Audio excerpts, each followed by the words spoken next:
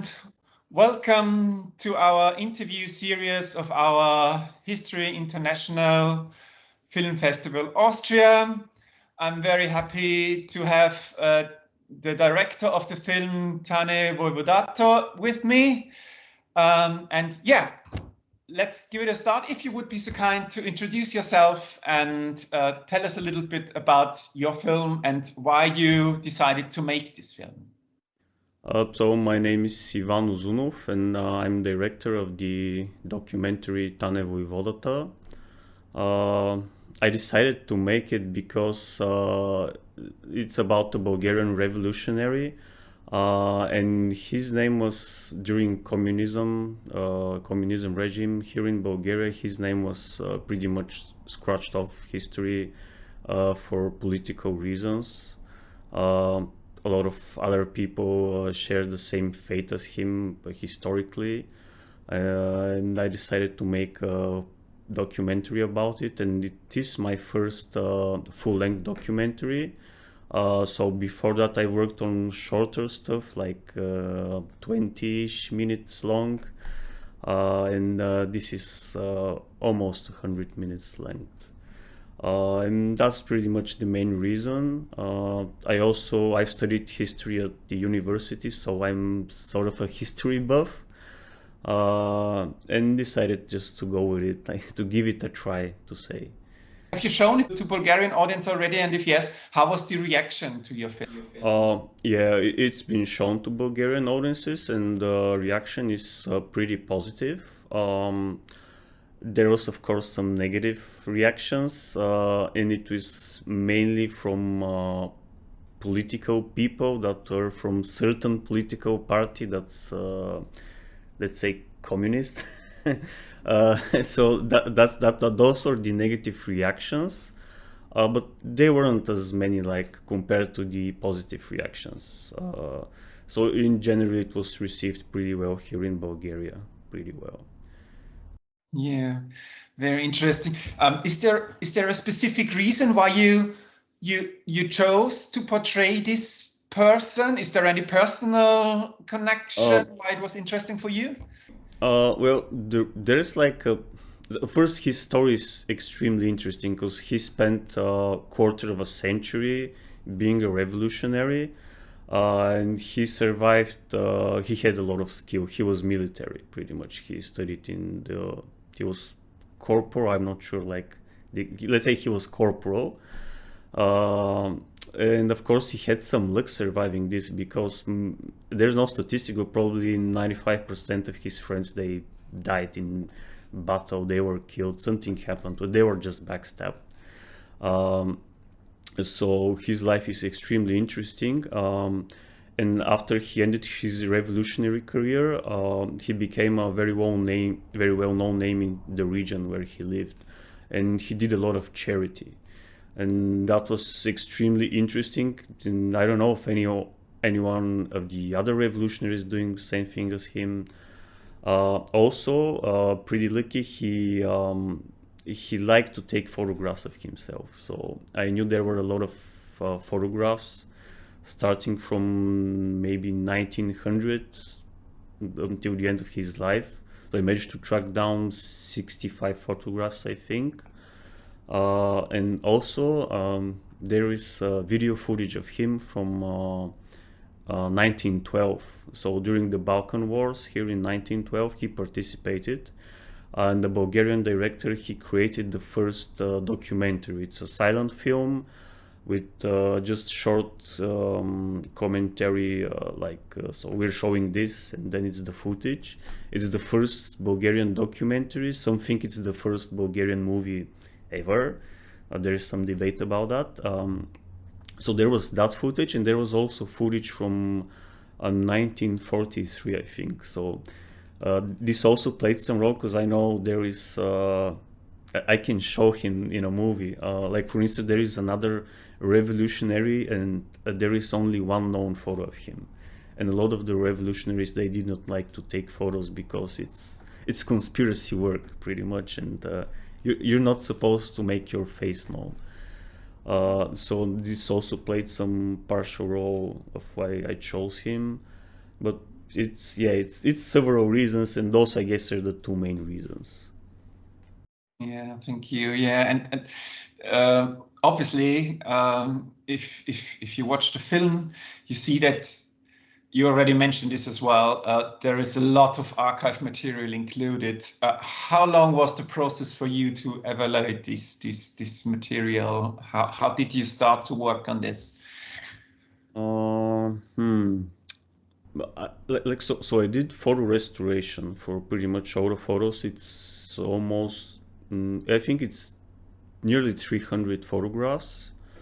I did photo restoration using Photoshop, so it's pretty much removal of scratches, dots. You regain the contrast of the photos because these sort of photos they use this silver material which fades over time. And I know this took me 1.5 months, and like just the restoration, and that was with maybe I took 3 or 4 day offs during that time because I was in a hurry. In the digitalizing of the photos, it maybe took me like a week or two. So let's say overall this took me 2 months. The entire photograph thing took me 2 months. And I managed to track down a lot of photos from museums, National Library, National Archives.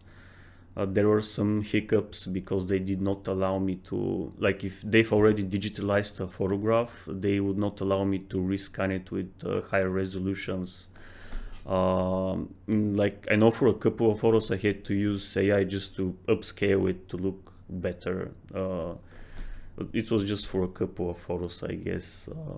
So yeah, 2 months is the final answer. It took me 2 months to deal with photographs. Right now I'm working on my next movie, and I'm not only using photographs. I found out a lot of the newspapers from Western Europe, like France mostly, and some English newspapers and Italian newspapers. In the earlier 20th centuries, they made some pretty good engravings they used on their newspapers. I mean, they're beautiful. They're works of art. So I started collecting those, like those books you see just behind me. These are entire albums from the years from the earlier 20th century, and they have some beautiful engravings which I'm going to use in my next movie. So yeah, I just figured this out like on the go, and yeah, I think it's going to turn beautiful. Yeah, thank you. Yeah, and you also mentioned that you shot on about 35 different locations, I think. So was how important was it for you that you also show the actual area where this all happened? And are those is it correct that those sites you filmed are the actual places where this took place? So yeah, everything is the actual place. Though some of the sites are here in Bulgaria, which is yeah, it's easy to get to.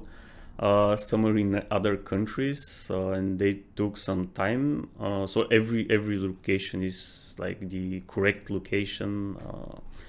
And there was one pretty important one, which was in North Macedonia, because a major battle took there, and maybe like 20 minutes of the movie, 25 minutes, it talks about this battle, about the prelude and the aftermath.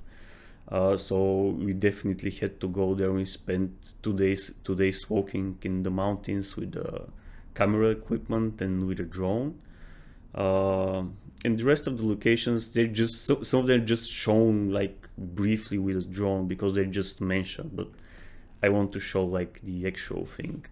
So I'm looking for some kind of balance between photographs, so the archival things, and the actual footage. Mhm. Mhm. What was also very interesting, what you mentioned in your description is the soundtrack to your film. You were obviously very enthusiastic to include traditional folk music into your film. And it also sounds for me that there was a focus on using old instruments. Is that correct? And why did you choose this kind of music for the film? So we chose it because like it's Bulgarian history and like the Bulgarian folklore music would just fit perfectly. About the voice, just there is a voice in just one of the songs and it's the end credits. So the rest are just instrumentals. And they're traditional instruments that you could they're pretty much used in all of the Balkan countries here, so Bulgaria, Serbia, Greece. So they're traditional instruments. They're not very popular in Western Europe, of course. They actually have some there was some sound problems with those instruments because the way they're made. So all the sound data is in the middle of the like I'm not a sound guy. I said like cannot explain this pretty good, but all the sound data is in the middle of the like tonal range, and that is where normal voice is. So when the sound engineer mixes those, it's somewhat problematic. And compare this to, let's say, a symphonic orchestra, classical things. It's not like that. Those instruments just sound better. uh, but in the end, I think it worked out pretty good. Like 30% of the music. So we found a composer here in the city where I live, a young chap, 27 years old. So he composed six tunes for the movie, and the guys on the instrument, they're students pretty much. Yeah, they're students. And the rest of the music we found a couple of guys, and they're older folks, and they tracked down and recorded folklore music back in the 90s. And there was some festival, and other people from the Balkan countries visited, and they recorded all sort of music. And we asked them to use their recordings, and they pretty much did not want any money for it. They just okay, use it. They signed the contract. They liked the idea of the movie, and they were pretty much okay with that. Yeah. You already mentioned that you are very into the topic of history, and you also mentioned your books behind you. So I assume we would see lots of other historical documentaries in the future. Are you also interested in other kind of films, or is historical documentary your focus you're working on? Well, as of this moment, I guess only history documentaries, and not just Bulgarian history. But I guess making something here about Bulgarian history is much easier and somewhat cheaper. But I'm also interested in, let's say, Mesoamerican history, like Peru, for instance. I would love to make something about those civilizations in Peru someday. I'm also interested in Western European history, specifically the period from end of the Middle Ages until 19th century. It's pretty interesting, and for some reason it's not as popular, let's say, as the Middle Ages or Roman Empire history.